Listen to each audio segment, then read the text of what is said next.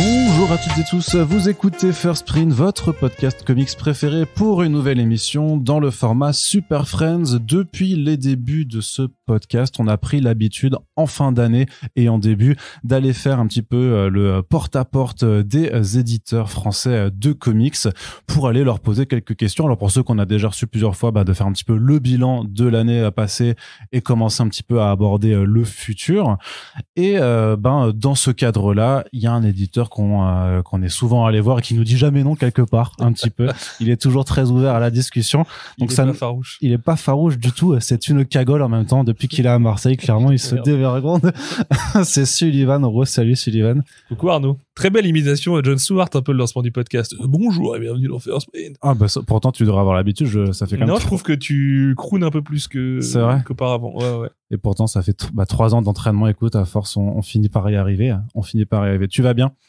Oui, ça va, un peu entre 1000 trucs là, mais on a 1h30 là, 1h25. C'est ça, on a a priori 1h25 pour discuter de 2023 et peut-être un petit peu aborder 2024. Je sais pas jusqu'où tu pourras dire des trucs, parce qu'il y a quand même une partie de ton programme qui n'a pas encore été annoncée. J'ai tourné une vidéo ce midi où je balance tout, donc c'est bon, on peut y aller là. On peut y aller? Ouais, on est libre. C'est parfait. Alors, c'est tout, je crois. Ouais. Très bien. Alors, déjà, premièrement, quel est ton état d'esprit là, au sortir de cette année? Là, il y a tout le programme 2023 qui a été, qui est en librairie, donc il y a plus d'attente à avoir forcément, même s'il faut attendre forcément les ventes de fin d'année, tout ça. Mais quel est vraiment ton état un petit peu global, puisque pour contextualiser, c'est vrai que je fais toujours des questions où je fais toujours un appendice à la question.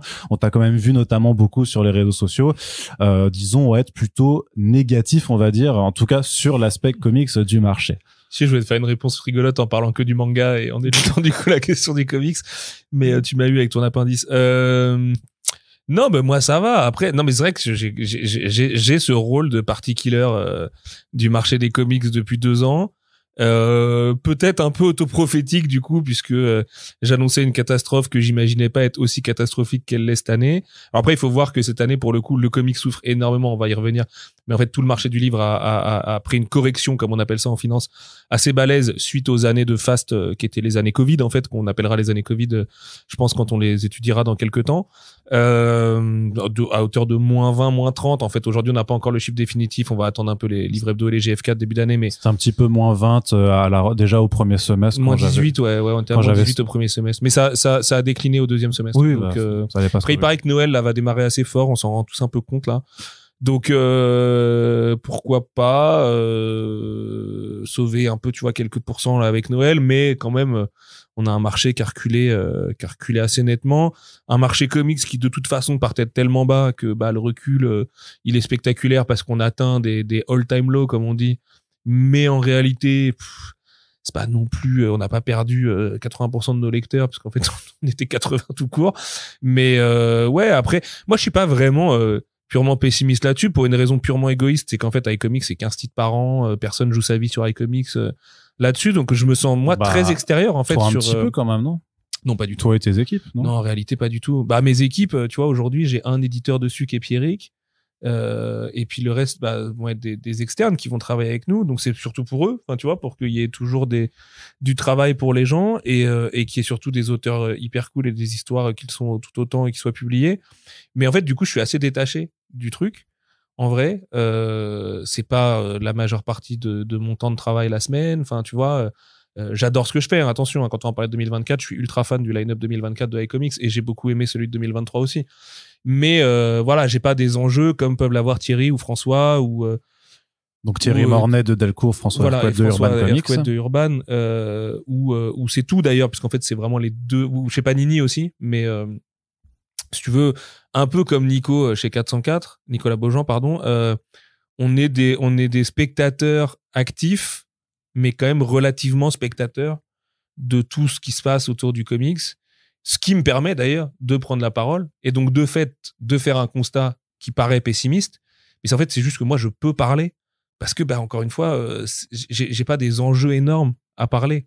Je suis pas sûr que François ou Thierry par exemple pourraient aller taper sur le marché comme moi je peux taper dessus avec le volume de titres qu'ils publient. C'est pas, tu vois, les enjeux sont très différents. Après, je sais pas, je parle pas en leur nom, hein, parce que ils disent bien ce qu'ils ont envie de dire.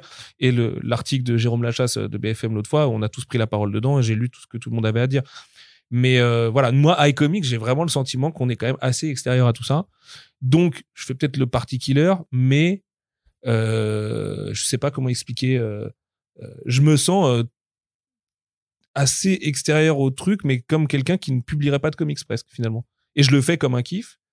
Et j'ai pas le sentiment que iComics fait vraiment partie de ce qu'on entend par la culture comics en France, tu veux. De fait, si, hein. Non, mais si, on est quand même un éditeur qui existe et qui a des super titres et tout ça, hein, et qui a des auteurs géniaux et tout. C'est pas ce que je veux dire. Parce que Arnaud fait la moue. Voilà, il fait très bien la moue. Je sais pas, ouais, mais c'est peut-être parce que Mangetsu prend tellement de temps de travail et tellement de place. En termes de budget, Mangetsu, c'est à peu près 10 fois iComics. Un peu plus de 10 fois iComics. Donc forcément, mon énergie va au truc qui rapporte 10 fois plus que les comics, alors que sur Mangetsu, on n'a même pas vraiment le fond, parce qu'en fait, on est tout récent, on n'a que 2 ans. Là où sur iComics, le fond nous fait quand même beaucoup de bien, à savoir Scott Pilgrim, Lock and Key, Rick and Morty, tu vois, des trucs qui en fait vont générer énormément de mon budget annuel. C'est juste que la nouveauté cette année en comics est bien au-delà de iComics, hein. D'ailleurs, nous, on s'en sort pas trop mal. J'ai des datas secrètes de la moyenne de vente par titre cette année-là, et on s'en sort très très bien. Voilà. Si tu me fais assez boire, peut-être que je balancerai. Tu me l'as dit, ouais. Mais et ça, pour moi, c'est un métrique intéressant d'ailleurs. C'est une médiane pour le coup, c'est pas une moyenne. Mais ça, c'est un métrique vraiment intéressant. Au nombre de titres. Alors évidemment, quand on publie que 15, forcément, c'est pas dur d'avoir une médiane qui se fait tacler par tous les titres où tu vas lancer à 30 exemplaires première semaine. Puis la limite de la médiane quand même, c'est aussi de savoir le tirage de ton bouquin, parce que vendre 100 bouquins d'un tirage à 5000 versus un tirage à 2000, c'est quand même pas la même chose non plus. Nous, en l'occurrence, on tire très faible. Donc c'est plutôt cool d'être bon en médiane quand tu tires peu, plutôt que si tu tires beaucoup et que tu mets en place beaucoup de fait. Tu vois, puisque je rappelle, les maisons d'édition, leurs budgets sont faits à la mise en place, les retours ne sont pas imputés tout de suite. Et la mise en place, c'est ce que les libraires achètent, pas ce que les clients achètent, en gros. Et c'est pas du tout la même donnée, parce qu'un libraire peut acheter 5 Batman tome 1 et n'en vendre qu'un. Voilà. Et du coup, il en prend 4 en retour. Donc ça veut dire qu'il y en a, sur les 5 qu'il a facturés, il y en a 4 qu'il va devoir rembourser derrière. Et du coup, ton économie, c'est quand même pas la même à la fin, parce que les 4 en plus remboursés, en général, ils vont finir au pilon et donc détruits, et donc avoir été imprimés un peu pour rien. Et en fait, ça, et tu discutais avec mon cher directeur commercial, Laurent Schnetter, tout à l'heure, qui lui a une expérience infinie en la matière, parce qu'il a été diffuseur et qu'il a beaucoup travaillé dans les coulisses du coup de la BD. En fait, la vraie économie de la BD, elle est là. Et la vraie économie du comics, en particulier, parce que plus un secteur est petit, plus son économie est liée au taux de retour. Et dans les comics, on a vu des maisons et même des collections, on va dire, pour ne pas être trop nominatif, être parfois pas loin des 80% de taux de retour. Et ça, c'est une catastrophe industrielle, évidemment, entendons-nous bien. Et là, moi, j'ai un exemple concret tout récent, parce que je veux pas que taper sur les autres, je veux aussi un peu nous taper dessus. Immortal Sergeant, moins de 200 exemplaires au bout d'un mois de mise en vente. Moins de 200 exemplaires. Oui, c'était tout début novembre. Ouais, c'est vrai. Moins de 200 exemplaires. Enfin, je sais pas si on se rend bien compte du délire. On a fait venir les auteurs. Ils ont fait un salon et une date de dédicace à Paris. Enfin, genre, c'est délirant. On a fait 60 en première semaine, tu vois. Et ça, c'est pas inhabituel dans les comics. Alors, nous, on le découvre. C'est la première fois qu'on a un truc aussi bas et je suis dégoûté parce que toi et moi, on partage cet amour irraisonné de Joe Kelly et Ken Niimura. Et que je pense que le bouquin est superbe et que on l'a vendu au mauvais prix, je suis d'accord. Enfin, on reviendra sur les prix après. Oui, il faudra y revenir.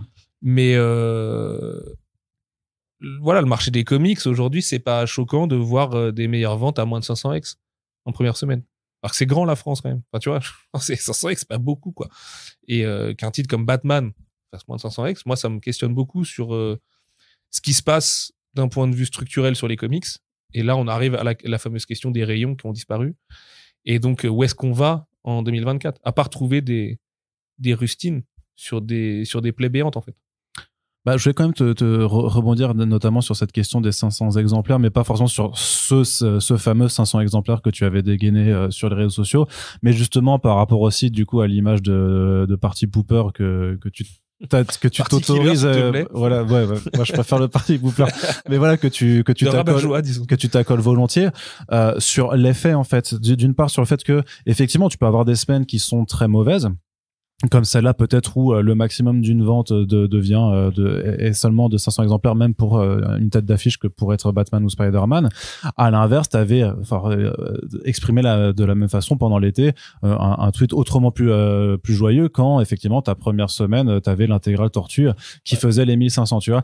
Et je me dis, et en ce sens, autant à mon sens, autant on peut pas dire. C'était une des meilleures premières semaines de l'année, en fait. Ouais. Il y a eu Berserker, là il y a Saga qui démarre très bien, et Tortue Ninja Intégrale. Sauf que Tortue Ninja Intégrale, on est toujours pas rentable dessus. Ouais. Tu vois, malgré un mois numéro 1 du GFK. Ouais. C'est des questions quand même. Du coup, juste entre parenthèses, fais gaffe parce que la casquette, je l'entends. Avec le micro, pardon, pas de souci. Mais ce que je veux dire, c'est que de la même façon que tu peux pas dire parce que t'as une semaine où t'as Tortue qui décolle et tout ça que le marché va bien, tu peux pas forcément dire que le marché va mal parce que t'as une semaine en particulier où effectivement les ventes sont très faibles. Et surtout que je finis. Et surtout que t'as un effet, tu peux m'appeler Arnaud de Malherbe si tu veux, mais que t'as un effet peut-être limite. Moi Gérard Larcher. Au secours quoi. que t'auras un effet, par contre, pour rester sérieux, un effet presque contre-productif parce que c'est pas en assonant toutes les semaines que les ventes sont faibles, que ça va pas bien, que c'est nul. Je veux dire, ça va pas attirer des gens. Tu peux pas avoir les gens par une forme de pitié, tu vois, ou leur dire. Ça va pas de la pitié du tout. Non, attends. mais tu vois ce que je veux dire. D'accord avec ça. Parce que moi j'ai eu l'impression depuis. Alors est-ce que c'est ces tweets-là de toi en particulier? Ou pas, mais de l'impression que depuis plusieurs semaines, plusieurs mois maintenant, en fait, t'as une forme d'impression d'ambiance ultra maussade et de découragement parce que au lieu d'essayer de mettre en avant justement tu m'attribues un trop grand pouvoir, Arnaud. Peut-être. Mais c'est de façon générale, c'est des discussions, hein. C'est pas que toi. C'est pas comme si j'étais partie prenante de la culture comics tous les jours. En plus, j'en parle assez peu finalement. Ouais, mais après, ma question est peut-être naïve là-dessus, mais est-ce que toi-même, tu te dis pas, est-ce que c'est quand même pas plus productif de se dire, bon, cette semaine, cool, il y a ça qui a un peu marché, ou alors juste, cette semaine, n'oubliez pas, il y a Immortal Sergeant, il y a RN. Mais regarde. Tu vois ce que, tu vois? Alors, pour la question, ouais, c'est une question à tiroir, hein, désolé. Ouais. Pour le côté, méthode Coué un peu là, tu vois, il vaut mieux pas le dire comme ça évite de niquer l'ambiance. C'est pas tant de pas le dire que de pas non plus insister chaque semaine parce qu'à mon sens tu peux pas. Arnaud, j'ai fait 3 tweets sur le GFK cette année. Ouais, mais c'est pas de ma faute si. Tu sais que dans ce milieu-là t'es écouté quoi. Bon, pas vraiment. Enfin, pour le coup. Parce que tes trois titres ont supplanté les 4 putains d'articles que je me suis fait chier pendant un mois à faire avec Xavier, tu vois. c'est un peu. Moi, je trouve ça assez déprimant, en fait, de se dire que quand tu essaies de planter, je pense pas. En plus, derrière, quand on en si. parle, je dis allez voir justement les analyses de Xav et Arnaud. Moi, je suis pas d'accord, je le trouve trop optimiste. Et par contre, je trouve ça intéressant aussi la méthode que vous avez eu de traiter le truc et tout. Puis vous le traitez avec du recul et de la vraie méthode scientifique et tout, chose que je prétends pas faire. Moi, je prends une photo à l'instant T du truc. Maintenant, justement, pour revenir à la photo avec l'instant T. Tortue Ninja, donc. Tweet célébratoire, un peu masturbatoire presque. De putain, we made it, femme, les Tortues Ninja est top 1 du marché et tout. Ok, jusque-là, c'est cool. Si je dis on est top 1 avec 1200, c'est pas le même effet déjà, tu vois. Donc c'est top, on est top 1, on fait 4 semaines top 1, on a l'impression que c'est génial, mais à la fin des 4 semaines, c'est toujours pas rentable. En vrai, le problème, il est celui-ci. C'est-à-dire que si on est top 1, je vais pas me retenir de dire qu'on est top 1 non plus. Bien sûr, mais entre parenthèses, le nombre d'exemplaires, ça te regarde toi, c'est pas forcément une donnée que tu as à rendre public de façon générale, tu vois. Bah si, parce que pour moi, sinon tu dis rien. Si je grossis le trait, mais si t'es top 1 avec 20 exemplaires, tu vois, c'est pour moi, c'est une donnée qui est hyper importante en fait. Notamment parce qu'on sait, tout le monde le sait, je pense que tout le monde l'a retenu aujourd'hui. Je sais que c'est un peu opaque le monde du livre et tout, mais tout le monde comprend qu'à 2000 exemplaires, en dessous de 2000, c'est pas ouf, quoi, tu vois. Au-dessus, t'existes. Au-dessus de 5000, ça devient ok plus. Et après, tu passes dans le champ des succès.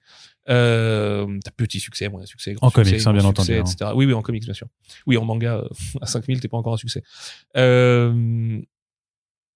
Pour moi, la donnée du nombre d'exemplaires aujourd'hui est devenue prépondérante. Parce que si on parle que en classement, je sais pas comment expliquer, en classement, quoi. En fait, on dit un peu plus rien, notamment par rapport au net recul des ventes GFK qu'on connaît par rapport à il y a 2-3 ans, quoi. Parce que pour le coup, beaucoup de gens se gargarisent du côté, ouais, le Covid a sauvé les livres et on vend plus de livres et machin et tout. Bon, c'était un peu artificiel. C'est pas vrai, en fait. Enfin, c'est vrai sur certains secteurs qui ont fait des plus 200%, ou des plus 300, même certains. d'autres, donc la jeunesse, le manga, enfin tout ce qui était de l'ordre de occuper ses gamins à la maison parce qu'on pouvait plus les foutre à l'école, qui en fait c'est un peu prolongé derrière et tout ça.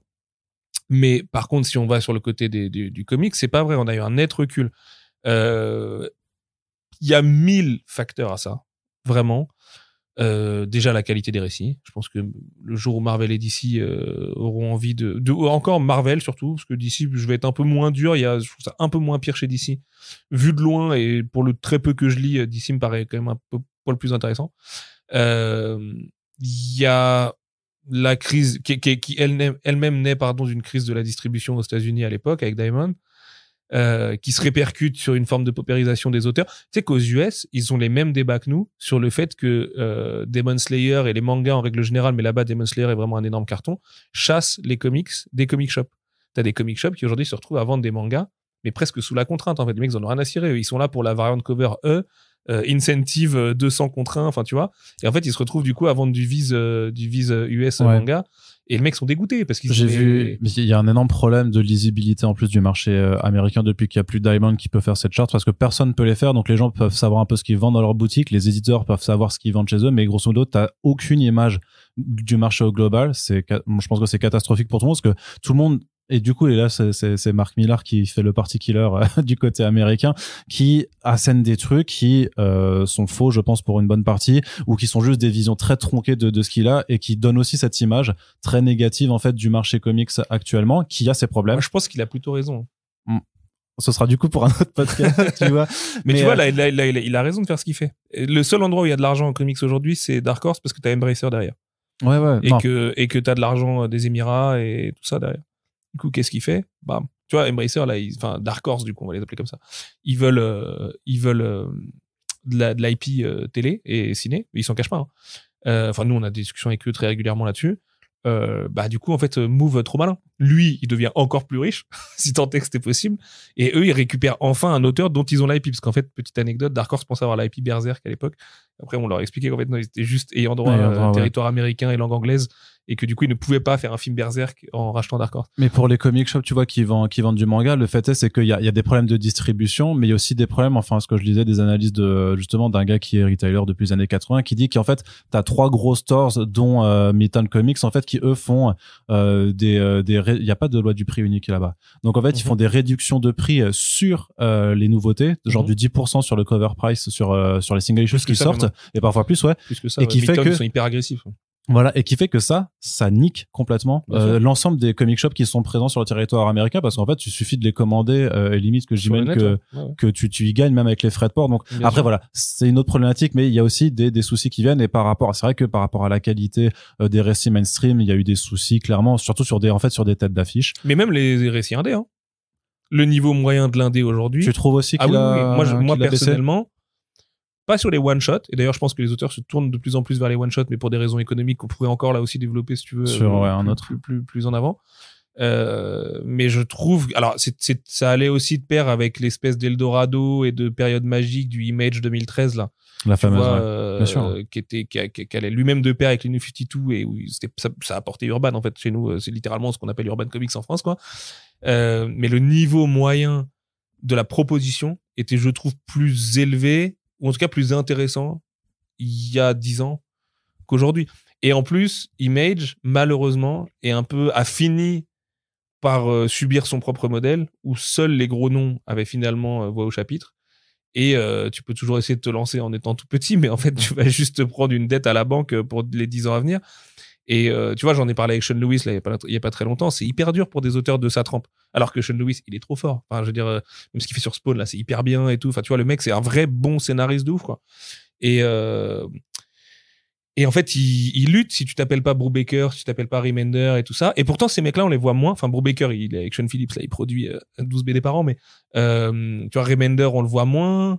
Il commence à reprendre du poil de la bête. Ouais, j'ai vu qu'il revenait pas mal, mais Remender, ouais. Tu vois, je trouve aussi qu'en indé, il y a eu une sorte de baisse, ou en tout cas, ça frémit moins, quoi. Tu vois, il y a des artistes trop forts, évidemment. Il y a encore heureux que, quand même, cette industrie des artistes sont de grands talents. Mais ça frémit moins. c'est plus opaque, on a moins d'informations aussi, tu vois. Il y a moins de hype aussi, tu vois. Là, il y avait une hype quand même à l'époque avec des Black Science, trucs comme ça, tu vois. Et même le retour de Saga, je l'ai trouvé finalement assez timide, enfin, tu vois. Beaucoup de projets comme ça, je discutais avec Cliff Chiang aussi, on partage un peu le même truc là-dessus. Et il y a eu beaucoup d'alternatives avec des TKO, avec des aftershocks. Ah bah il y a une proposition, tu tu disais que le niveau est peut-être te paraît moins ouf, mais aussi parce que par contre la proposition elle s'est multipliée par 10. Mais non, mais c'est tous des mecs qui sont wannabe producteurs à Hollywood, qui veulent juste faire du bif et qui en fait sous-traitent à mort et achètent des tu sais, c'est un peu les Avatar Press de maintenant, en fait, ils achètent des scénars dans des tiroirs. Le mec il prête son nom et puis après c'est parti, on envoie ça. Bah franchement, on est à 5 ou 10 ans de l'outsourcing aux Philippines pour le dessin de comics, hein, je te le dis. Hein. Tu vois les méthodes de beaucoup de ces nouveaux players là sur le marché, c'est comparable à quand on fait des couvertures avec l'IA aujourd'hui en France, enfin tu vois. Et bah en vrai j'ai refait une move. Hein. Non, mais c'est vrai que l'IA c'est encore pire du coup, mais c'est une gradation du pire. Mais c'est très très cynique si tu veux. Là où Image portait c'était un vrai vaisseau plein d'espoir, Image Comics 2013, tu vois, et qui malheureusement a raté certains virages, a été pris dans des soucis financiers purs de devoir se séparer d'une grosse partie de son équipe, ce qui du coup n'a pas pu permettre de pérenniser le truc et tout. Et aujourd'hui, on se retrouve avec des indés qui sont également en souffrance, où les auteurs, à l'image de Ram par exemple, sont obligés d'avoir des plans de carrière de zinzin pour placer les bons bouquins aux bons endroits, de faire eux-mêmes leur market et tout ça, tu vois. Ce qui est en fait une des conséquences du libéralisme hardcore dans lequel sont plongés les créatifs aujourd'hui aux US. Et enfin, en tout cas, ceux qui dépendent du marché US, parce qu'il n'y a pas que des Américains qui bossent pour le marché américain. Mais ça ne veut pas dire que c'est pour ça qu'il n'y a plus de rayon Fnac. Mais quand une culture va mal, forcément, commercialement, il y a un moment où tu as le remous qui finit par taper, quoi. Et je pense que là, on est vraiment dans le creux du truc aujourd'hui. Ça ne peut que repartir à la hausse. Je pense, de toute façon, on est tellement bas là, cette année sur le comics que on peut que avoir un 2024 un peu emballant. Mais quand je vois rien que, tu vois, le lancement d'une très très grosse licence qui a porté le marché pendant si longtemps, qui a sorti un spin-off là, par une autrice géniale. Donc on parle du Walking Dead de Tilly Walden. Merci de le dire à ma place. Quand je vois les chiffres, waouh. Là, je me suis pris une mandale de ouf. Et là, j'ai pas fait mon tweet. J'ai fermé ma gueule. Je me suis dit, waouh, putain, mais ça me démangeait. Parce que là, tu prends une mandale. Quand ce genre de titre fait moins de 600, là, tu te dis, ouais, là, on a un énorme souci, les gars. Et en fait, le souci, c'est parce que le titre, du coup, je l'ai lu. Parce qu'en plus, j'avais fait les jeux Telltale et j'étais très content de retrouver Clementine et tout. Et le truc est trop bien. Moi, j'adore Tilly Walden. Donc, j'étais très content de la lire c'est très bon, ouais. dans ce contexte. Mais le problème, c'est pas chez Delcourt. Le problème, c'est pas la qualité du bouquin. Le problème, c'est pas tout ça. Tout ça est très bien fait. Le problème, c'est que j'imagine que les représ, ils se sont pris des bâches en mode, oh non, putain, les comics, même Walking Dead, on n'en vend plus aujourd'hui. Vas-y, c'est bon, quoi, tu vois. Next, quoi. Et en fait, le truc était à peine mis en place et du coup, à peine vendu. Parce qu'il a été vu. Parce qu'il a été vu. Oui, voilà. Et si tu le vois pas dans le magasin, bah oui, mais si le mec, il en achète que 5, là où il en achetait 70 avant, bah oui, tu le verras moins dans ton magasin, quoi. Quel lancement en comics, à part Berserker, a eu la chance d'être lancé en grande pompe cette année? Tu vois, là, j'ai vu Urban, c'est top, ce qu'ils ont fait les pubs dans le métro, là, pour Nice Star et Nice House on the Lake, là. Ouais. La fin sera nulle. Je rigole. Parce que j'ai lu, à l'époque de Comics Blog, j'avais un énorme problème avec James Tynion Ford et que j'aimais vraiment pas quand il était dans la roue de en mainstream, non, en mainstream, il était pas. Voilà, ça me plaisait pas du tout. Ouais. Du coup, j'ai lu, parce que tout le monde m'a dit, mais il a changé. Et j'ai lu, et effectivement, c'était super. J'ai très peur de la fin. Voilà, c'est tout. C'est super sur 2 tomes, mais putain, Damon Lindelof sur 10 quand même. C'est ça, mais l'arc 2 est en train d'être dessiné par Alvaro Martinez en ce moment. Ouais, j'ai hâte, hein, pour le coup, j'ai hâte. Moi, j'ai pas tout à fait aimé la conclusion, enfin, l'épilogue à la fin du premier arc, mais, que je trouvais était quand même un peu facile. Mais qui est quand même cool. Bon, de toute façon, dans le deuxième arc, on devra en reparler avec le concerné, mais qui est quand même au moins cool d'avoir quand même un comics pour le coup, malgré son grand format, machin. On connaît ton avis sur les changements de format, mais qui arrive à percer. Ah, mais moi, je suis réellement content de voir qu'il a fait 20 000 ou quelque chose comme ça. Plus vois, maintenant, ouais. C'est super. Et que ça paye la pub dans le métro et tout. Mais en fait, on parle de titre 2022. Tu vois? Ah non, pas Nice House. Ah bon, c'est ça. Nice House, le premier tome, c'est janvier 2023, justement, pour James qui venait à Angoulême et tout ça. Donc, pour l'instant, c'est vraiment, là, c'est vraiment le carton 2023. Effectivement, là, il a starté l'année dernière. Ils l'ont replacé, j'imagine, parce que ça va avec le format urbain et auteur et tout ça, hein, tu vois. Mais c'est pour me faire chier surtout. mais c'est pas vrai. Hein. mais pour autant, tu vois, là, effectivement, t'as un titre. Justement, tu demandais à part Berserker, et Berserker, c'était quand même poussé par Keanu Reeves, quand même aussi. Oui, sûrement que l'effet Keanu Reeves a. T'as eu des pubs au cinéma, bordel. C'est quand même aussi. Ça faisait partie du contrat. Ouais. Mais ce que je veux dire, c'est que pour le coup, Nice House, ça fait partie justement d'un truc non licence, non truc, même si c'est chez DC, tu vois, un truc dont le succès s'est fait par reconnaissance du lectorat, des libraires qui les ont réussi, qui s'en sont emparés. Et puis voilà, Urban le pousse et c'est top. Et pour le coup, Tynion Force, c'est vraiment un auteur à eux en France. Enfin, tu vois, c'est vraiment un auteur maison pour Urban et tout. Donc c'est génial. Je suis vraiment très très content et je les félicite et je nous félicite qu'il y ait un truc qui a un tel succès sur le marché, quoi. Mais justement, quand je voyais ces pubs-là, je me disais merde. Mais je pensais que c'était 2022, donc ça invalide mon propos. Mais je me disais merde. Tu vois, quelle nouveauté cette année ou quel truc est vraiment excitant sur le marché. Et pour le coup, sans vouloir vendre ma chapelle plus que de raison, l'année prochaine en Indé, on propose 3 titres, que 3 titres. Mais par contre, c'est 3 titres que t'as forcément envie de lire. Enfin, pour le coup, je suis extrêmement confiant sur la qualité des indés qu'on va proposer l'année prochaine. Et pourtant, sur cette année, t'avais des indés qui étaient aussi de qualité. Donc, en janvier, on avait commencé avec le Blue and Green de Ramvé. Qui a été une vente correcte, d'ailleurs. Au final, ouais. Ouais, presque mieux que ce que c'était censé faire. Parce que t'avais aussi, je me rappelle que t'étais pas super convaincu au lancement. C'est opaque sur 10, Blue and Green, quand même, tu vois. C'est du dessin à la Sienkiewicz, ça parle d'un jazzman, je savais très bien que j'allais pas toucher autant de gens que sur un 10 Savage Shores, par exemple, pour reprendre un titre du même auteur. Mais non, je suis pas mécontent. Blue and Green, je crois, hein, je dis pas de conneries, mais je pense qu'on a passé les 2000 ex. Donc c'est super même, c'est très très bien. Après c'est Ram, hein. Ram, on a la chance en France qu'il a été bien installé quand même, que ce soit un auteur qui soit suivi. Et ça c'est top. C'est top. Et on le voit au PFF où il était là et tout, il a un vrai public français. Là, ouais. Et il aime la France, il est régulièrement là. Et enfin, tu vois, pour le coup, Ram, il est quoi? Non, quand t'as dit il aime la France, j'étais en train de dire oui, mais est-ce qu'il condamne le Hamas ou est-ce qu'il en a marre des tweets de Mélenchon? J'étais vraiment Arnaud de Malherbe, c'est moi. Pardon pour Donc il aime la France. Ouais, donc oui. Mais pour revenir là-dessus, Ramvé donc installé. Ensuite, par contre, t'as eu le dernier tome, le 3e tome de We Only Find Them. Qui est là, par contre. Est-ce qu'on peut ne pas en parler, s'il vous plaît?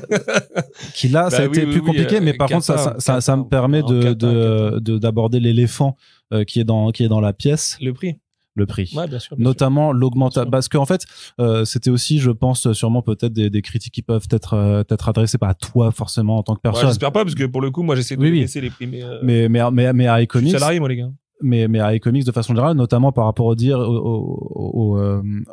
au constat sur le fait que les comics vont mal et que c'est dur et tout ça et que les indés ne se vendent pas non plus. Et en même temps, bah c'est ça, le truc c'est que sur le tome 3 de We Only Find Them, t'as eu une augmentation de prix, je crois, qui passe quand même par rapport au tome 1 de 20 à 27, ouais. Ouais, c'est ça, qui est vraiment très cher. C'est débile. Bah du coup, Immortal Sergeant, on en a parlé dans un back issues avec Corentin. Corentin trouve que c'est trop cher. Oui, je suis d'accord. Et t'as le It's Sunny de Center of the Earth qui du coup est à 28, je crois. 28, ouais. Voilà. Il devrait être au moins 3 € moins cher, ouais.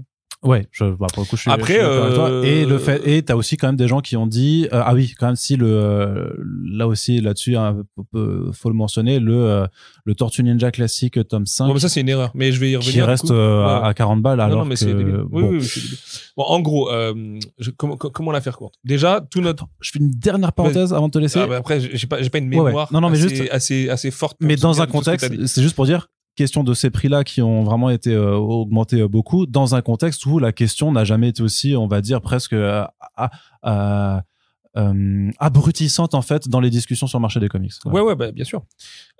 Surtout dans le contexte inflationniste qu'on traverse et tout. Alors, ce n'est pas moi qui fixe les prix, mais je ne veux pas me dédouaner de toute responsabilité, même si c'est pas moi qui fixe les prix, hein, moi je l'ai dit.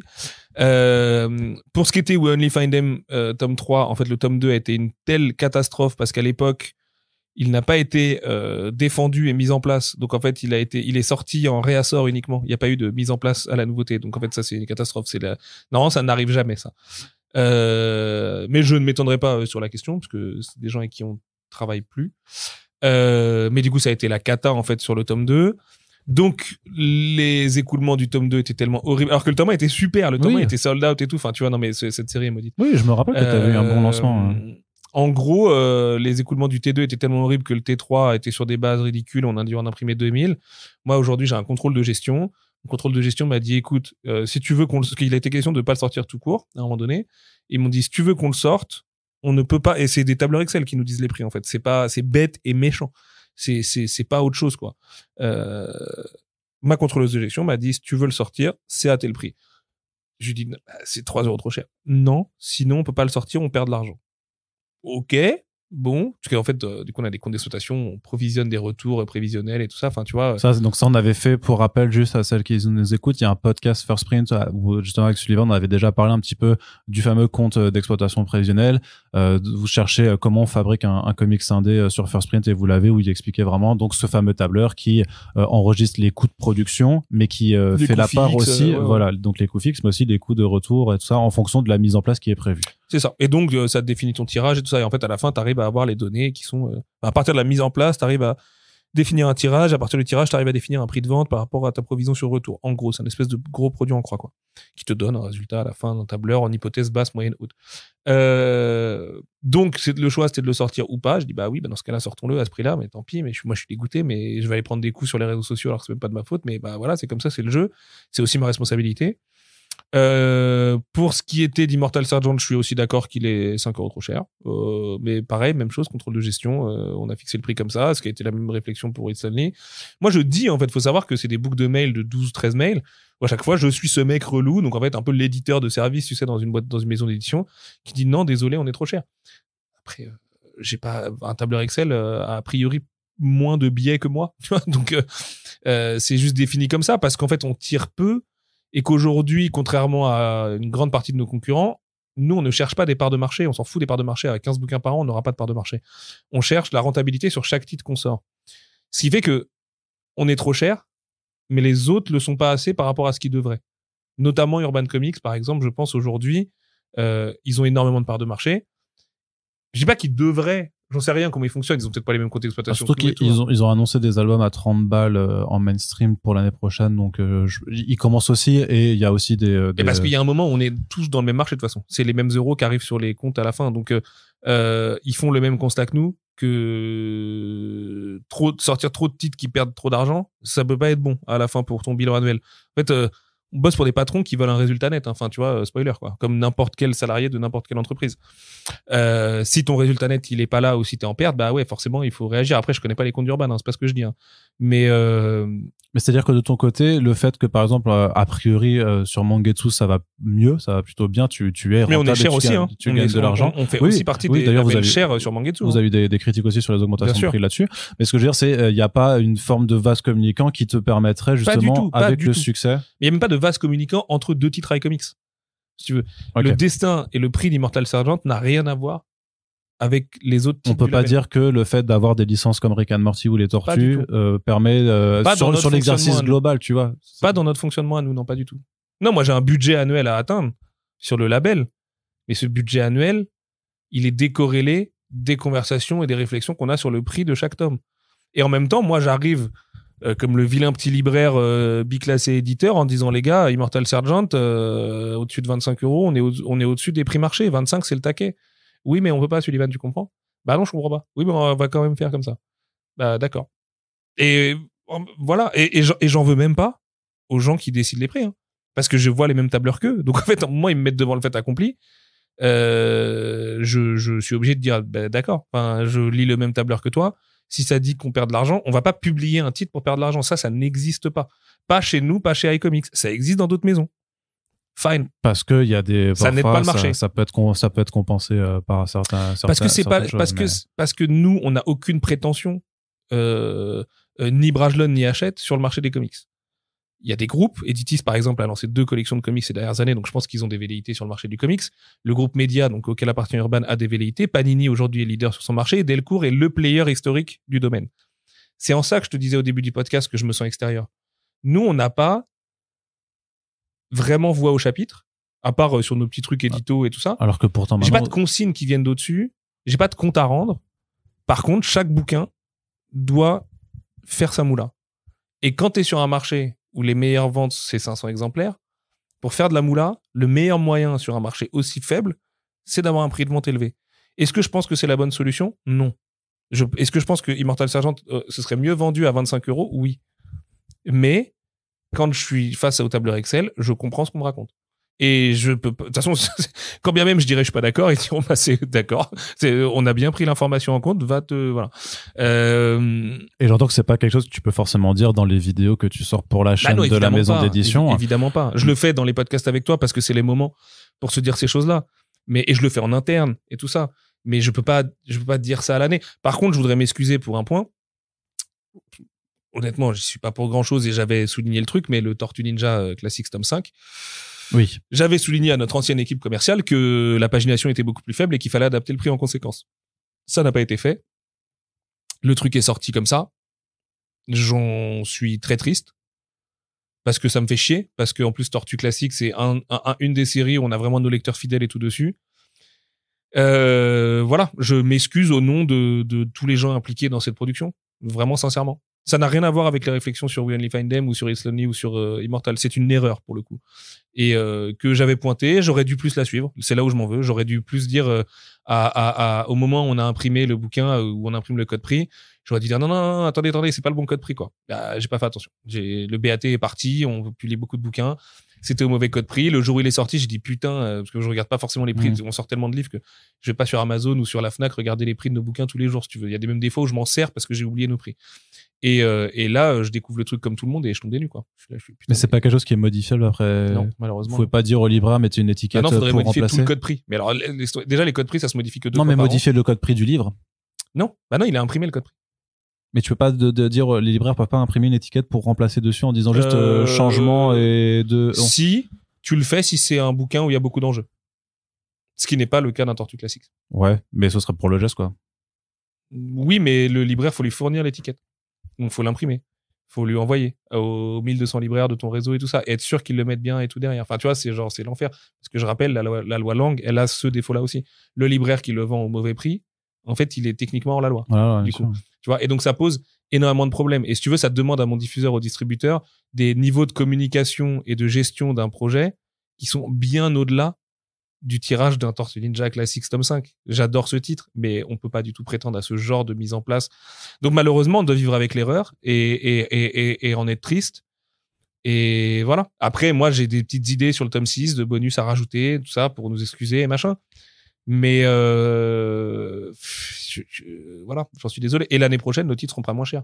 J'ai lancé, il y a un petit Grenelle de la tarification en cours, puisque Laurent, donc, que tu as croisé avant qu'on commence le podcast, mon nouveau directeur commercial, et lui se pose lui aussi beaucoup de questions sur la tarification. Et donc, on va reprendre les tarifs de nos titres un par un en y réfléchissant. Est-ce qu'ils vont baisser? Je ne pense pas. Mais on va essayer. Tu vois. Et on va réfléchir par endroit à ce qu'il faut faire. Après, malheureusement, pour tout le monde, quand on a vendu des titres à 30 balles, que ce soit des Last Ronin, que ce soit des Lock and Key, l'âge d'or et tout ça, alors oui, c'est des titres attendus, d'accord. C'est nos 2 meilleures ventes ever chez iComics. Ça, c'est un truc que j'avais abordé et globalement, aussi sur la réalité du décalage parfois entre ce qui se passe réellement dans les librairies et ce qu'on peut en voir sur les réseaux, sur Internet, quoi. Bah oui, ce qui délégitime pas les complaintes que non, pas du tout. Tu fais. Mais le truc, c'est que il y a plein de gens qui achètent des BD sans regarder les prix derrière, en fait. Enfin, je le vois moi en librairie. Oui aussi. Et des gens, ils se rendent pas compte forcément qu'ils ont payé leur Immortal Sergeant. Après ça, c'est ce qu'on dit aussi parfois. Enfin, c'est ce qu'on dit avec Xavier Gilbert aussi, c'est que le prix intéresse ceux qui lisent déjà et surtout, j'ai l'impression, ceux qui lisent beaucoup peut-être. Et qui justement, avec le process inflationniste et l'augmentation des tarifs, au général, de toute façon, se sentent... T'achètes encore beaucoup de comics, toi? Bah moi, j'en achète, oui. Parce que moi, je peux plus. J'ai plus assez de sous pour m'acheter beaucoup de comics. Hein. Bah moi, j'en achète. Ça coûte beaucoup trop cher. Là, tu vois, cette année, j'ai acheté quoi? J'ai acheté Nice House. J'ai acheté un Daniel, Warren Johnson. J'ai acheté les Brubaker Phillips. Bah, Lovecraft, là. Et j'ai acheté moins de 10 comics dans l'année parce que c'est trop cher.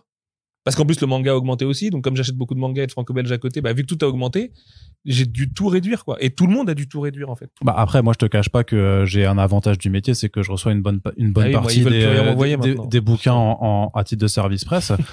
Mais je continue d'acheter. De toute façon, je prends des comics que j'ai pas reçus en service presse parce que je ne reçois pas tout. Parce que je prends aussi des mangas que je reçois pas. J'en reçois quelques-uns aussi. J'ai la chance d'avoir les titres d'horreur, notamment que tu publies. Ça, c'est très cool. Mais il y en a que vous m'envoyez pas et donc que je vais me les prendre quand je les veux, tu vois. Après, moi, c'est du cas particulier parce que moi, célibataire sans enfant, en coloc dans Paris, bien sûr. J'ai les moyens que blindé. Ça, j'aimerais bien. Roule en Porsche, va au taf en Uber. Exactement. Moi, avec mon petit pochon de C, avant d'aller faire chacune de mes interviews, tu connais. Ah, d'ailleurs, non, mais ce que je veux dire, c'est que forcément, j'ai fait des choix de vie aussi qui font que si j'ai été propriétaire avec famille et enfants, c'est clair. Et que je faisais pas non plus tout le taf que j'abattais également, j'aurais pas les mêmes problématiques, c'est sûr. C'est clair. Mais forcément, ma situation elle est exceptionnelle parce que c'est aussi des bouquins que je reçois, en fait, juste pour faire mon métier correctement. Donc c'est toujours, je trouve, c'est toujours difficile mais j'entends que mon rapport forcément au prix des bouquins est forcément pas le même puisque je me retrouve moins, si tu veux, à devoir faire des choix. J'en fais à toujours. subir les prix, quoi. Ouais, mais j'en fais toujours. Non, mais c'est terrible en plus quand t'as envie de lire des bouquins et que tu peux pas les acheter parce que c'est juste trop cher, en fait. Moi, c'est un truc qui me tue. J'achète des livres depuis toujours. Et cette année, je me suis vraiment retrouvé à regarder des bouquins et à me dire, alors, j'ai beau être libraire, enfin, avoir ma librairie, moi, je les achète, les livres, tu vois. Et vraiment, j'achète même sans remise ni rien, tu vois. Et je trouve ça terrible de me dire, tiens, ce bouquin-là, je vais l'emprunter, je vais le ramener à la librairie demain parce que j'ai pas les moyens de l'acheter et que j'en ai pas suffisamment envie pour l'acheter. Ouais, mais c'est ça. Mais et dans ce cas-là. Tout le monde peut pas faire ça, enfin, tu vois. Oui, mais dans ce cas-là, est-ce que déjà, faut avoir son rapport à l'envie de posséder absolument? Parce que moi, je me rappelle quand même à l'époque où je recevais rien. Il y a pas non plus, il y a pas si longtemps que ça. Mais j'avais toujours aussi, oui, plein de trucs que je pouvais pas lire, que je pouvais pas acheter.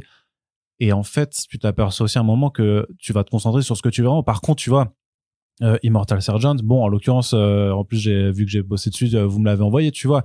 Mais par contre, ça aurait pas été le cas, je l'aurais pris. Vraiment, et il y a des bouquins. Prends-le parce que ça fera 200 une vente. S'il te plaît. En vrai, il faudrait que j'aille l'offrir à quelqu'un pour Noël, clairement. Mais non, mais il y a des bouquins, il y a même des bouquins. Enfin, c'était. Est-ce que tous les gens qui écoutent ce podcast peuvent aller offrir Immortal Sergeant à quelqu'un de leur famille à Noël, s'il vous plaît? Sauvez-nous. La mendicité, quoi. Non, parce que, mais même des bouquins que je trouve hors de prix. Genre le Peach Momoko Demon Days chez Panini, leur version très grand format, elle est à 80 putain d'euros. Quoi? Ouais, elle est méga chère. Hein. Attends, 80 €? Ouais, elle est ultra chère, tu vois. Mais c'est Demon Days, c'est un TPB, c'est 200 pages. Ouais, mais elle est en très grand format. Elle est vraiment, c'est une édition avec, c'est un très grand format avec fourreau, machin, tu vois, vraiment un truc débile, tu vois. Okay. J'ai pris sur moi, j'ai pas acheté 2 autres titres que je voulais et je me suis dit, ça là, je me le garde un peu et je l'apprends, tu vois. En fait, les gens, quand ils veulent vraiment parce qu'ils sont soit fans de l'artiste, soit fans du truc, ultra méga, quand c'est sorti chez Delcourt, j'ai reçu l'album normal en service presse, je suis allé à l'album pour prendre la version variante, tu vois. C'était cette année, ça? Non, l'année dernière. L'année dernière. Enfin, après, voilà, il y a forcément, il y a plein de cas. Mais pour en revenir sur le sujet là-dessus, dans la façon dont aussi toi ou d'autres peuvent communiquer là-dessus sur le fait de compenser, moi j'ai fait un article dessus pour vraiment dire que les effets de fab, en fait, c'est pas les éditeurs qui s'amusent à mettre des effets de fab pour gonfler le prix, mais non, c'est plutôt parce que les prix sont gonflés qu'on met des effets de fab parce que on estime que c'est un peu le minimum quand même qu'on peut faire. Enfin, je veux dire, si t'achètes un truc, le prix du luxe, faut qu'il soit luxe, quoi. C'est juste ça. Et sur cette question-là, par rapport, si on prend le cas d'Immortal Sergeant, il y aurait pas eu un moment une possibilité de faire ce que aussi certaines parties du lectorat pensent être la bonne solution, d'avoir peut-être une fab moins travaillée dans le sens que du souple, par exemple, et de faire quelque chose pour tirer justement le prix vers le bas. Est-ce que ça c'est compliqué parce qu'Immortal Sergeant, moi j'étais pas, je voyais pas venir la dégringolade à ce point-là. Si tu veux, c'était quand même le petit frère d'Akil Giant. Akil Giant, c'est 6 ou 7 000 ventes chez nous. J'étais content de me dire le truc, voilà, on va faire 2005 et puis ça va être cool. J'ai bien conscience que le thème est un peu moins universel quand même qu'Akil Giant, mais je m'attendais pas à faire si peu. Donc, du coup, aujourd'hui, c'est ce que je me dis. Mais en même temps, j'ai jamais publié une nouveauté en souple. Donc, ça revient à changer aussi des pratiques. Et en même temps, si ça permet de le mettre dans plus de mains. Si tu le fais en souple à 20... mais c'est sûr, c'est évidemment que si demain tu me dis de le faire en souple à 20 balles, t'en vends 1000, oui, je le fais. Mais j'ai pas cette garantie non plus. Donc, Enfin, tu vois, si ma tante en avait, comme on dit. Mais non, oui, sur le papier, évidemment que si j'ai la garantie signée sur facture, je le fais. Mais malheureusement, c'est un peu Madame Irma être éditeur aussi. Donc voilà. Et puis j'aime ce format. Et ce qui est chiant, c'est qu'on lance iGraphics, du coup, qui est le nouveau format Pour vos indés. Pour nos indés, juste après Immortal Sergeant. Et Immortal Sergeant aurait été un bon candidat. Et peut-être que le fait de le lancer dans iGraphics à ce moment-là aurait déjà été un argument en sa faveur de dire, ah tiens, c'est un peu le nouveau label roman graphique one shot chez iComics et tout. Tu vois, déjà qualitativement parlant, ça aurait été cool de le mettre à côté d'un It's Lonely ou d'un Dawn Runner ou de Kali, par exemple, tu vois. Ça aurait fait un beau quatuor de première année, quoi, parce qu'en fait, les 4 vont sortir sous un an.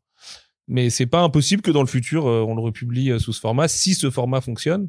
Enfin, ce format, c'est même pas un format, c'est juste une appellation, d'ailleurs. Mais si cette appellation aide à au moins exister dans les rayons plus longtemps et d'être rangé à côté des franco-belges, parce que c'est ça l'enjeu, mais tout en ayant une tête de comics, j'ai pas envie de travestir les comics, tu vois, dans ce qu'ils sont pas. À ce moment-là, on tentera. Sûrement que High Kill Giant sera republié en iGraphics si les résultats de iGraphics sont relativement satisfaisants l'année prochaine. D'accord. Donc derrière Immortal Sergeant, c'est assez logique aussi, quoi. Parce que ça, justement, c'est iGraphics, donc on va l'aborder parce que ça fait partie de ton programme 2024. Mais avant juste d'aborder 2024, je voulais, dernier point sur 2023, sur l'autre ressenti quand même sur les Tortues, parce que ça a été une année importante pour les Tortues, avec la conclusion de la première série de Tom Waltz, la ressortie en intégrale et le renouveau avec Sophie Campbell, les tomes Renaissance, donc 2 tomes qui sont sortis, non, juste un seul, ouais. Le deuxième tome arrive en février.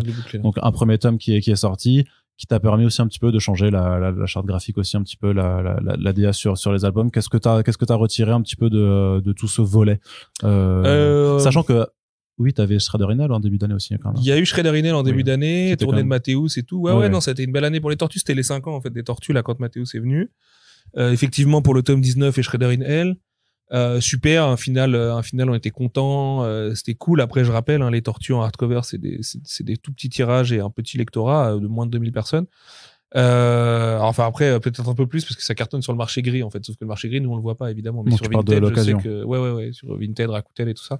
Le film a rien fait? Non. Ah ouais? Non. Bah, il a fait des bonnes entrées. Donc c'est cool pour je parle pour toi en retombée. Non, nous en retombée pas du tout, mais après je m'y attendais pas de toute façon. Enfin, le film il est là pour les petits, donc l'intérêt pour nous c'est dans 5 ans quand les petits voudront lire des comics Tortues Ninja, tu vois. Okay. Ou que le daron qui les a emmenés se dit putain c'était vachement cool les Tortues Ninja. Oh tiens regarde une intégrale, ça peut être pas mal. Bon le problème c'est qu'on était sold out de l'intégrale pile au moment où le film est sorti, on l'a sorti juste avant, on était sold out et elle est revenue juste après, donc on a un peu loupé le coche. Donc c'est la vie de l'édition malheureusement. Non, très content de l'intégrale, très content du final.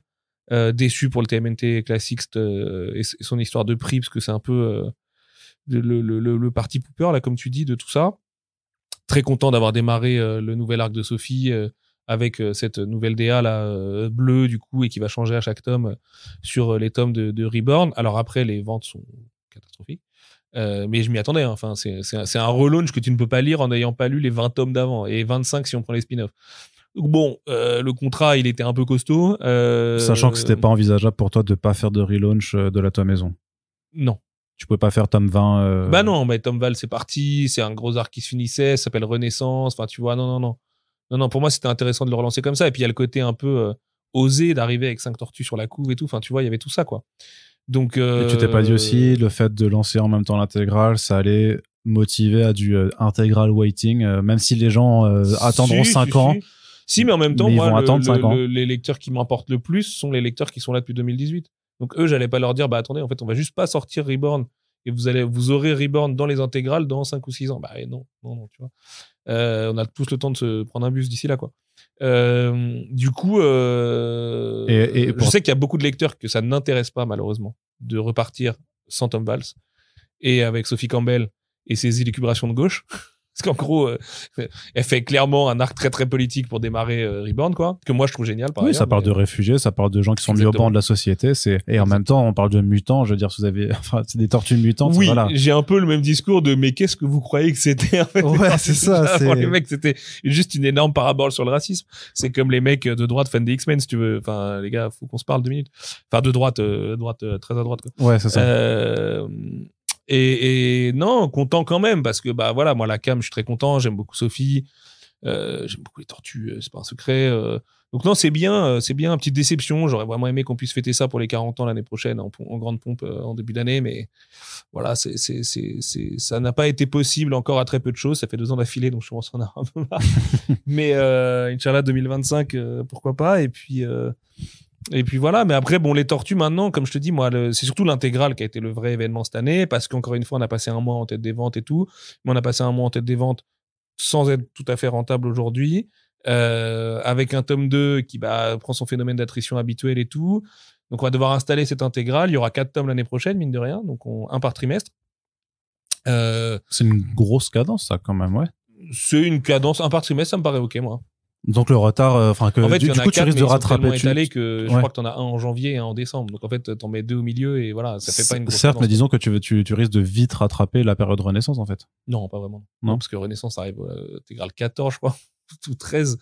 Donc, oui, ça, vu que t'inclus tous les trucs 2027, dedans. quoi, tu vois. Ouais, ok, ouais. Donc, le contrat de dire attendez 2027, ça t'as le temps de te faire passer 2 fois dessus par un bus, effectivement, d'ici là.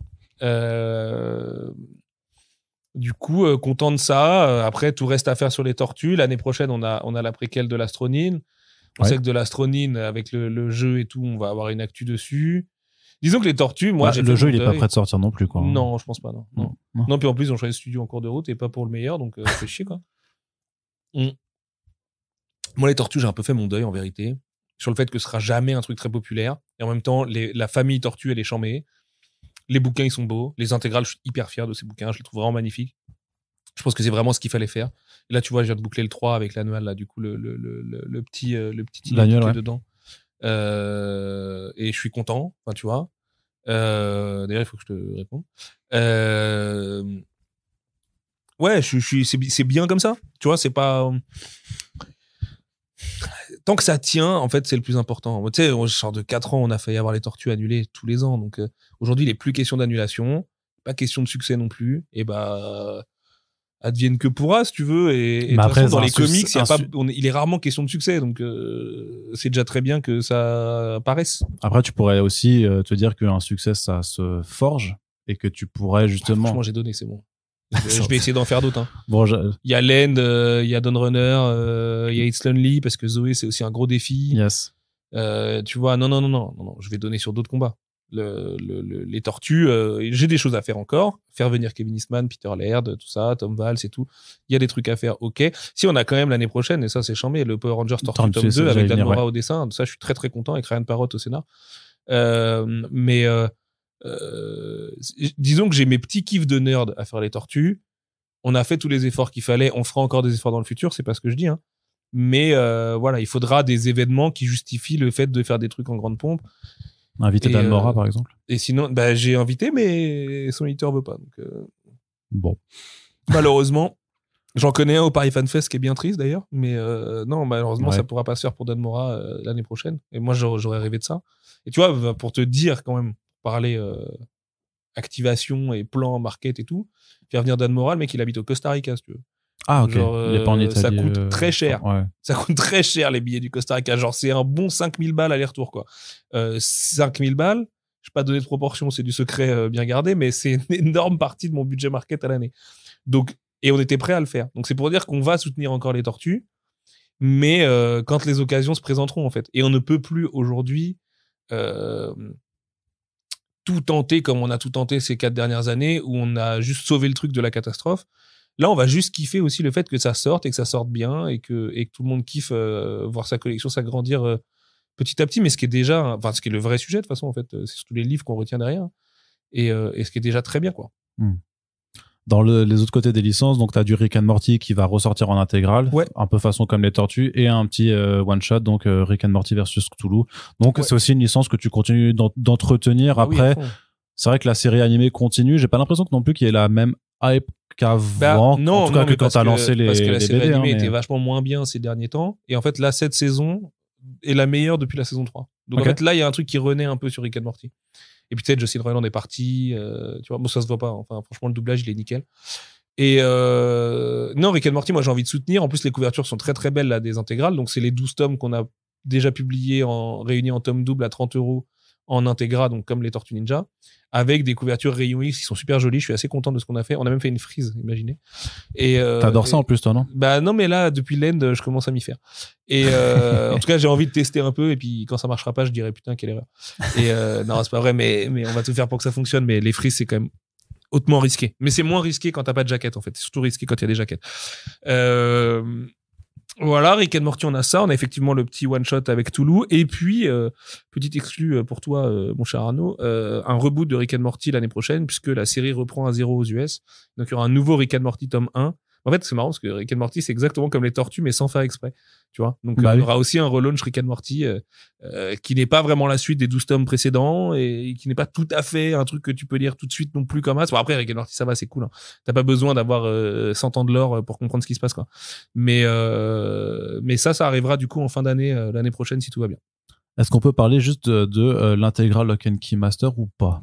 Oui, on peut en parler. Bah, du coup, c'est un peu une annonce, mais on va effectivement reprendre Lock and Key dans le format Master Edition qui était déjà paru chez Milady à l'époque. Donc, c'est des tomes doubles avec une DA spécifique. À ceci près qu'on va aussi les passer en Integra, donc le même format que Rick and Morty et les Tortues Ninja, du coup, en termes de fab, quoi. Donc, ce format qui est entre le souple et le cartonné. Et on va essayer, mais je dis bien essayer parce qu'aujourd'hui, j'ai pas de garantie que ce soit accepté du côté de Joe et de son équipe, d'avoir un tome 4 inédit où on mettrait l'âge d'or et toutes les petites histoires type Dog Days qu'on a publiées en floppy. Mais ça, on m'a déjà dit non à 2 ou 3 reprises côté US. Je vais juste revenir comme un bon gros français relou en disant, bah allez, quand même, les gars, ce serait quand même vraiment bien, quoi. Parce que j'y crois, en fait. Je pense vraiment que ce serait vraiment bien.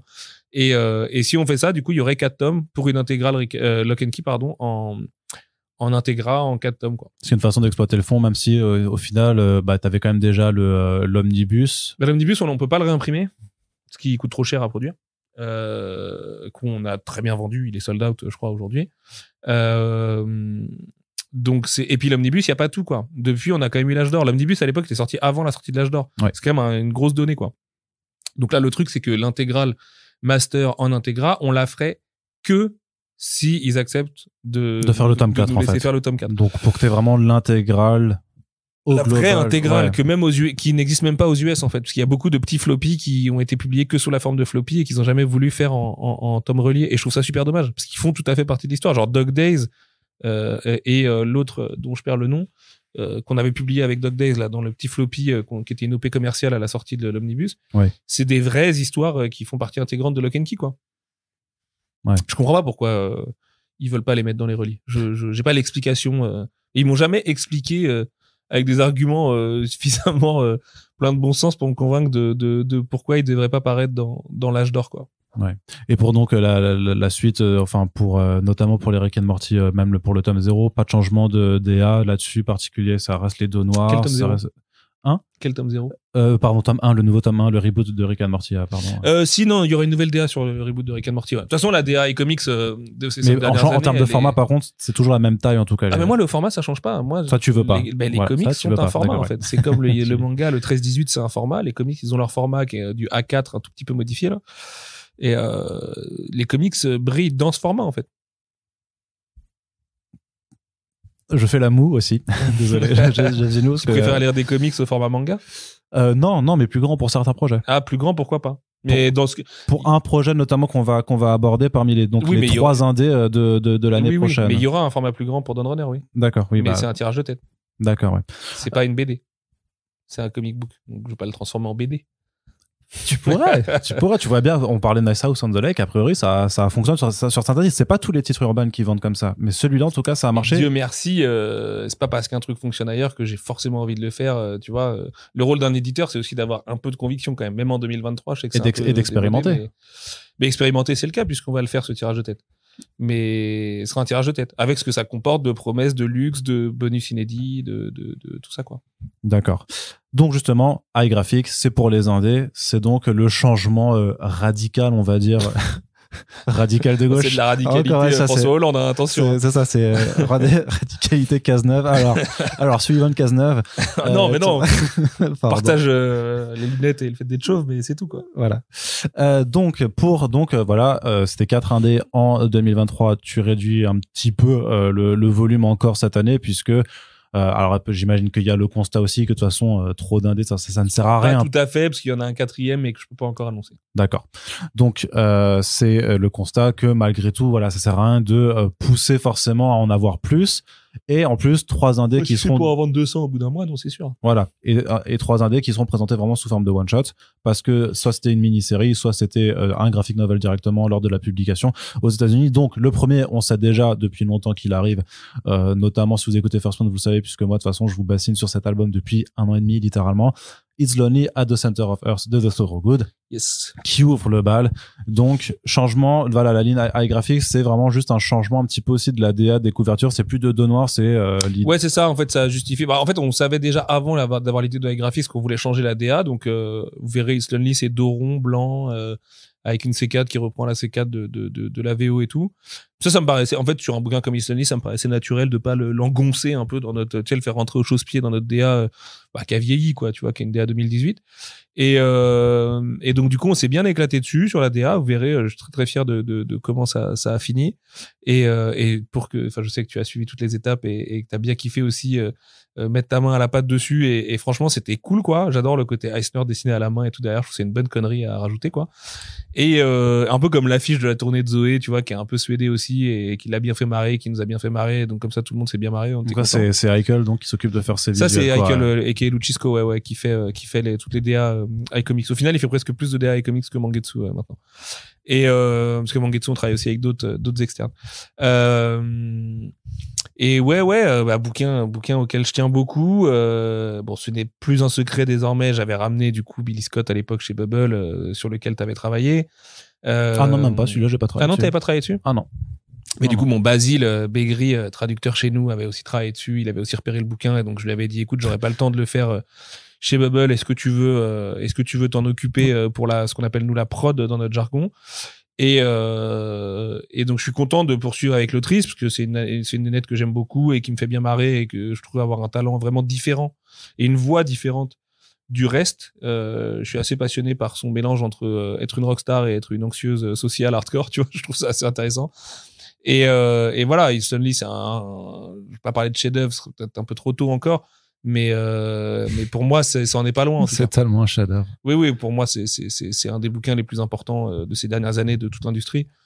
Et c'est ce que j'avais vu à l'époque quand je l'avais repéré pour Billy Scott, en fait. Et elle a été tellement vite dans sa progression que dès son deuxième bouquin, boum, elle balance le truc qui paraissait évident. Billy Scott avait des défauts de jeunesse, mais c'est normal, c'est son premier album.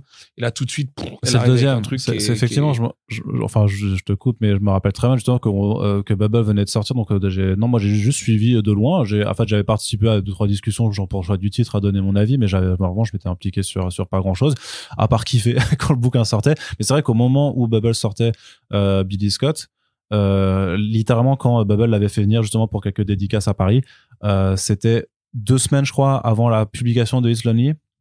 Et Zoé, dans sa très grande gentillesse, m'avait rapporté un bouquin qu'elle avait reçu de Image et j'avais pu le lire, du coup, 2 semaines avant tout le monde et faire le podcast dans la foulée. Et ouais, du coup, ça fait 1 an et demi que je saoule tout le monde avec ce titre. Mais c'est vrai qu'il y a eu cet éclat, parce que Billy Scott, moi, je l'ai kiffé. J'avais perçu sur certaines planches le trait, l'imaginaire qui habite, du coup, l'esprit de cette autrice. Et puis, après, en s'intéressant sur Instagram, tu voyais déjà aussi les côtés Miyazaki, Junji Ito aussi, clairement influencés là-dedans. Et puis, t'as It's Lonely qui, ouais, c'est pas humain de sortir un album aussi travaillé sur la forme et aussi dense dans le fond à 24 putains de piges, quoi. Non, mais de toute façon, elle est absolument géniale. Je veux dire, là-dessus, il n'y a pas de débat. Hein.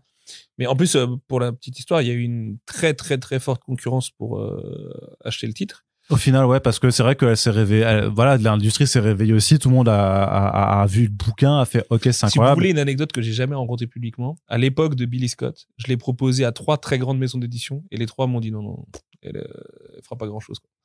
Voilà. Ça arrive, ça arrive. Hein. Du coup, mais oui, je suis content que ce soit chez iComics puisque voilà, l'autrice on la connaît, elle sait qu'on l'accompagne depuis ses tout débuts et tout. Et on l'accompagnera encore après et c'est top comme ça. Vraiment, je suis fier de pouvoir l'accompagner au mieux dans le futur. Mais il est vachement moderne ton ordi, non? Ah non, c'est mes lunettes. C'est un MacBook Pro M1. de l'année dernière, quoi. Je connais rien. Bon, c'est pas le modèle le plus récent, mais c'est l'avant-dernier plus récent, quoi. Okay. Ce qui est bien, c'est que ça tient 10 ans, ce genre de truc. T'as investi une fois, puis après t'es tranquille. Mais c'est pas le sujet du tout. Arnaud est blindé, encore une fois. Ouais, putain. Vive les paiements 4 fois quand même, hein, putain. Qu'est-ce que je veux dire? Non, mais, ouais, et juste, bon, enfin, on en parlait avant, mais on va pas revenir dessus. Moi, je trouve que voilà, c'est un titre, important. De toute façon, vous le savez depuis sa publication en VO. Donc, de toute façon, j'aurais forcé qui que ce soit le publiant. Mais quand même, ce putain de prix, quoi. Ce putain de prix. Ce sera ta réponse. J'y peux rien. Ouais. J'espère que ce sera pas bloquant parce que franchement, moi j'ai l'impression, j'ai toujours peur et en plus moi j'ai l'impression. Non mais se braquer pour 3 € sur un chef-d'œuvre, là pour le coup c'est de la connerie. Donc j'entends que le prix est trop élevé et je suis assez d'accord. Mais se braquer pour 3 € sur un chef-d'œuvre, je maintiens que c'est de la connerie. Genre voilà. Après j'entends, hein. Mais je pense que sur une telle qualité, on n'est pas à 3 € près. Je suis d'accord. Je suis le premier à acheter des croûtes trop chères. Bah, j'achèterai une croûte en moins et je mettrai 3 € là-dessus et ma fin de mois sera la même, je mangerai des pâtes comme tout le monde. Et j'invite tout le monde à faire de même pour le coup.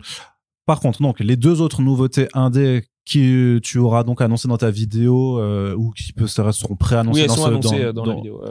Mais la vidéo qui arrive quand par rapport à ce podcast, c'est ça la question.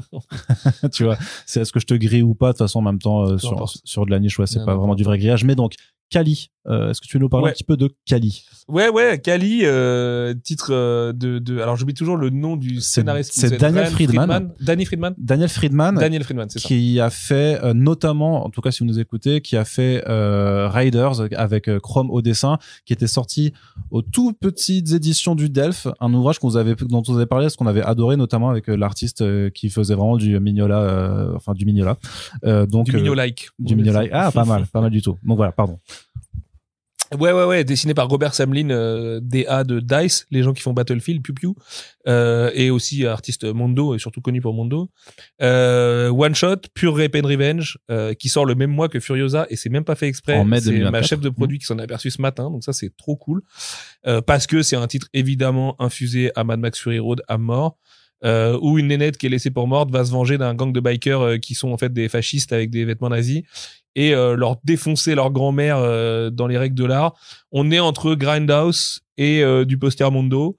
C'est irrévérencieux, ça parle mal, c'est violent, c'est hyper cool parce que l'héroïne Kali est assez formidable et ça fait du bien, putain quoi. Tu vois, genre vraiment, c'est le genre de bouquin où c'est pas une lecture qui va changer ta vie, mais ça fait du putain de bien de lire un titre où la meuf elle va défoncer tout le monde parce qu'elle a des bonnes raisons de le faire et que l'univers en fait qui est proposé, c'est pas fantastique, c'est pas littéralement fantastique, mais tu sais, t'es dans cette espèce de moment où ça chevauche, où tu sais pas trop et tu te poses beaucoup de questions sur l'univers et tout. Et moi j'adore ce genre d'alignement quoi. Et encore une fois l'affiliation avec George Miller elle est évidente, au moins graphiquement.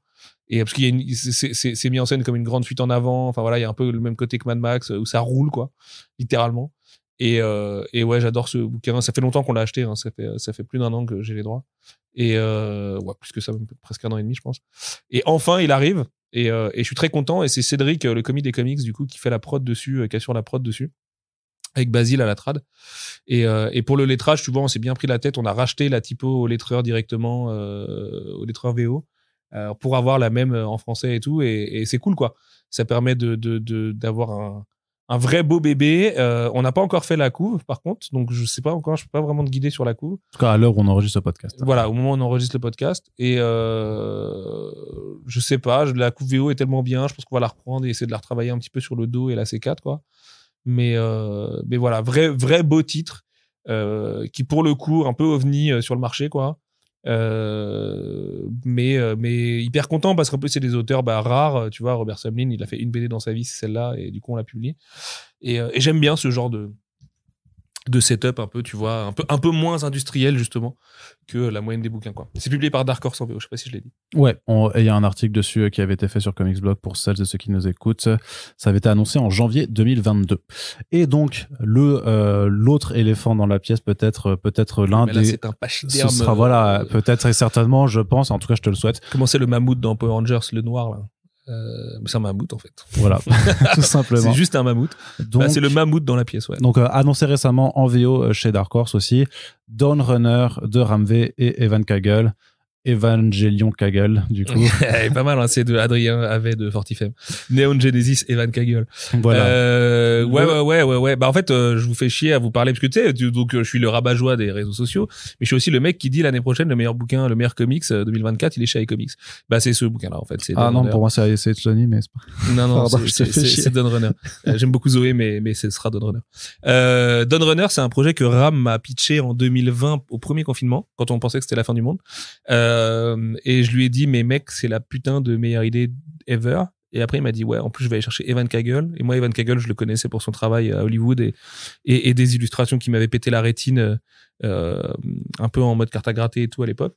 Et j'ai suivi le projet avec Ram, parce qu'on discute beaucoup avec Ram, et je l'ai suivi mois par mois, tous les ans, à lui dire, mais putain, quand est-ce que ça avance, quand est-ce qu'il se passe des trucs et tout. Et enfin, c'est annoncé. Donc, enfin, on peut dire que ça arrive chez iComics. J'en suis trop content. Ça fait longtemps qu'on l'a signé aussi. En plus, plot twist de malade. Donc, je dîne avec Mathéus, Simonet, Dickey et Ram au Paris Fan Fest. Et faut savoir que je pense que je l'ai déjà dit, mais je suis un grand anxieux. J'ai un peu de mal avec les événements publics et plus l'âge passe, plus c'est le cas. Donc, je me tape ma petite crise de panique tranquille au moment de boire des coups avec Olivier Coipel et toute la clique là, Paris Fan Fest le soir à 19h. Je vais sur mon phone dehors et je reçois un message de Ram qui dit ouais, est-ce que Evan il peut venir ce soir? Puis bah moi le seul Evan que je connais c'est Evan Kaggle. Mais sauf que pour moi Evan Kaggle c'est le mec qui a 0 abonnement, où c'est écrit Los Angeles, il tweet jamais, il dit rien, il est discret, juste je sais que c'est un génie. Et là le twist. Et je dis à Ram, je dis mais si t'arrives, tu dois pas être le plus foncé de nous deux là. Donc le mec n'est pas là en fait, il est pas au Paris Fan Fest Ram. Qu'est-ce qui t'arrive, tu vois? Et il me dit mais mec, Evan il habite à Paris. Je dis what the fuck? Dans le Marais. Donc là, je pète les plombs. Je lui dis mais il me dit mais oui. Du coup son compagnon il est à Paris et machin. Depuis 1 an et demi il habite là et tout ça. Je dis what the fuck putain mais c'est incroyable cette histoire et tout.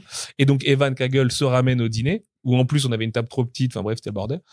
Et il se ramène avec la proof, le print proof des 2 premiers chapitres de Dawn Runner. Et là je découvre les chapitres. J'avais vu des extraits. Ram m'envoyait des petites planches à droite à gauche mais c'était que des extraits. Et là j'ai vécu un moment que je n'ai jamais vécu dans ma carrière, même pas avec des Junji Ito, même pas avec des Joe Mad, même pas avec des Mignola, même pas avec des grandes légendes que j'ai pu rencontrer et avec qui j'ai pu discuter boulot et tout. Je vois un truc qui est level Otomo quoi, en fait, Katsuhiro, donc l'auteur d'Akira. C'est le titre le plus ambitieux graphiquement que j'ai jamais vu. Bah alors après ça s'explique, hein. Ça fait 4 ans pour 5 chapitres. Mais et Evan n'a pas vocation à faire énormément d'intérieur dans sa vie, ça ne l'intéresse pas des masses et voilà, lui il peut faire des posters, c'est un illustrateur au départ quoi. Sauf qu'en plus c'est un génie du storyboard, donc évidemment c'est cool quoi. Et puis que Ram étant lui-même artiste, les gens le savent pas, mais Ram il est aussi dessinateur et il fait ceux qui lisent Detective Comics l'ont découvert récemment dans les backups et tout ouais.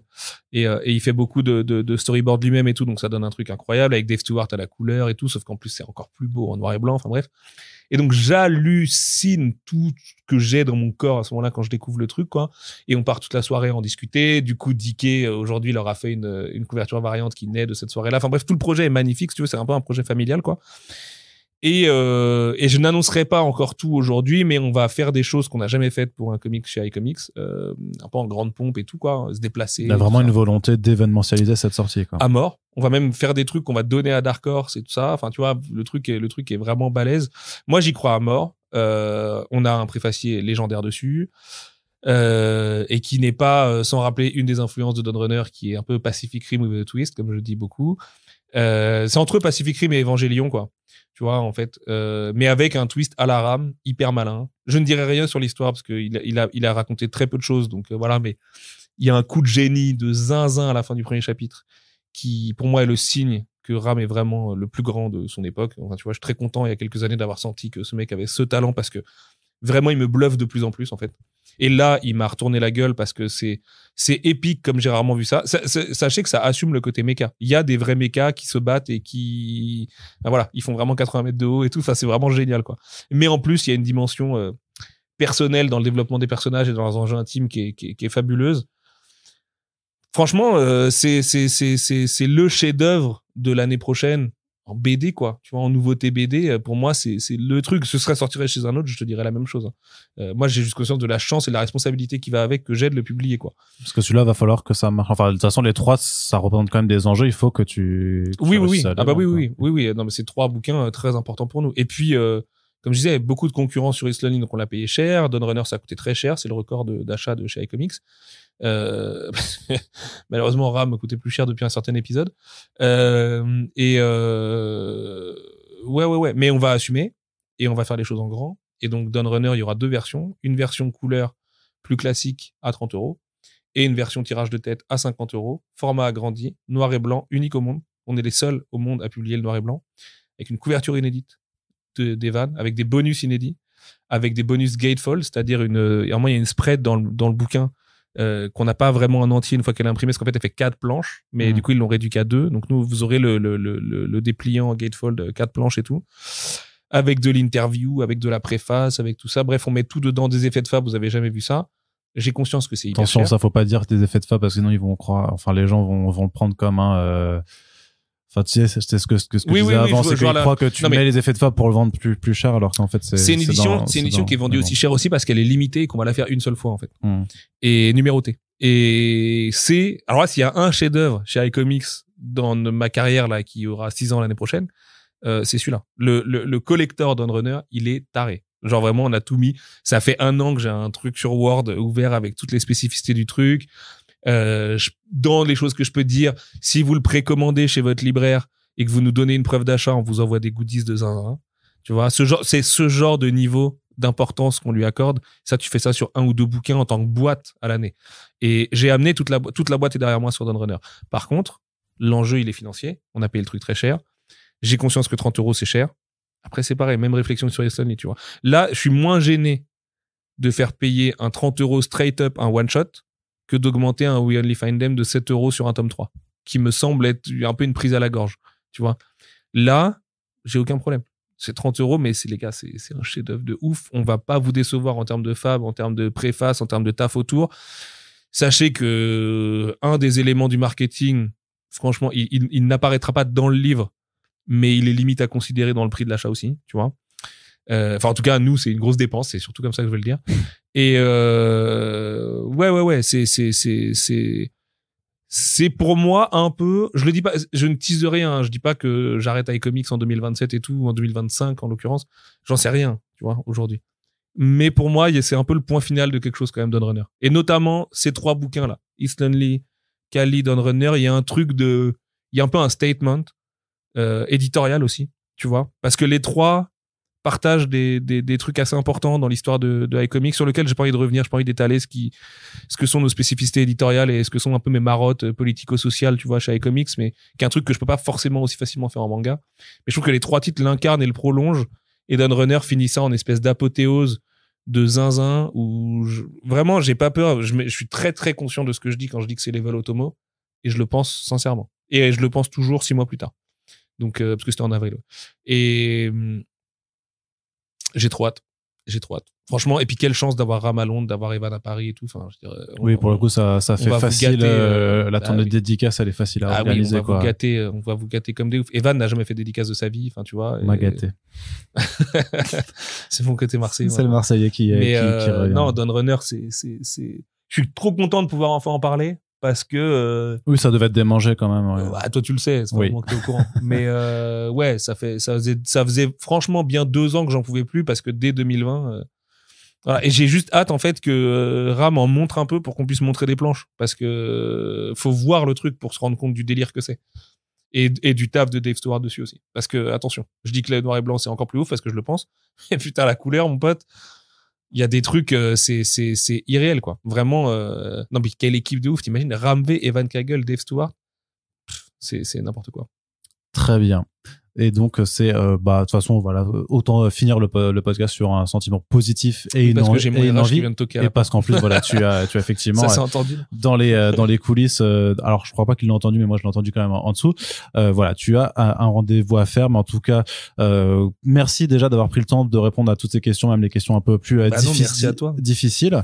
On espère en tout cas que ça apporte un éclairage, même si ça n'apporte pas forcément de solutions à pas mal de choses.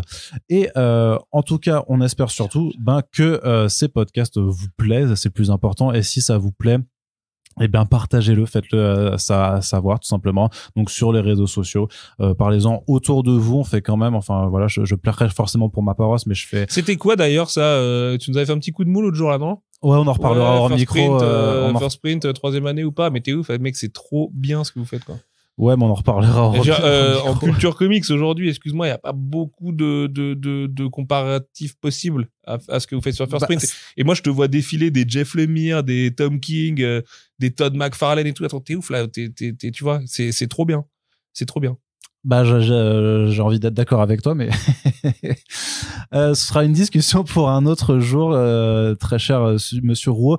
Donc, ce que je voulais dire, c'était dans ce sens-là, c'est que on a quand même beaucoup de travail, et donc moi, avec Corentin, mais aussi vous le voyez nos plans, notamment par rapport aux impératifs de temps que Corentin, que moi je me démène vraiment aussi pour aller chercher les gens, aller les rencontrer, faire toutes ces interviews et tout ça. C'est passé un petit week-end concert où à 2h du mat, je suis en train de vouloir aller me coucher. Arnaud était encore en train de monter un podcast pour que vous l'ayez le lendemain comme il s'y était engagé et tout, et c'est vraiment un force de travail. Et donc, j'espère juste que vous arrivez à l'apprécier, ou à défaut en être conscient, et dans ce cas-là, juste de partager les podcasts. On essaie de faire, ces comptes rendus chaque année, d'essayer aussi d'apporter une forme de pas de proximité mais d'explication, d'avoir un éclairage un petit peu sur ce qui se passe en coulisses des librairies et du maison de l'édition. Alors même si ça fait pas forcément toujours plaisir ce qui est dit, on espère au moins juste que ça vous permet d'avoir du recul parfois sur certains points qui méritent d'être discutés et dont on continuera de discuter au fur et à mesure de ces podcasts. Merci. Ça fait pas plaisir, mais ça va, on fait pas décoller des fusées non plus. Non, c'est pas très grave ce qu'on se dit. C'est peut-être non, c'est jamais qu'un marché qui fait un peu la gueule comme il y en a plein dans plein de cultures.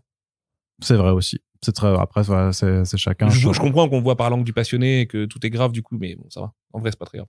En vrai, c'est vrai qu'il y a peut-être d'autres problèmes plus importants. Le plus important, c'est de se battre pour faire exister les bonnes histoires et les bons auteurs, c'est tout. Et c'est le rôle des éditeurs, c'est le rôle des journalistes et tout. Le reste, c'est de la poésie. Hein. Et le reste, c'est de la poésie. Et donc, on espère en tout cas que vous avez apprécié l'écoute de ce podcast. Et on vous dit à très bientôt pour la suite des émissions. Sullivan, on se reverra bientôt aussi. À l'année prochaine, Arnaud.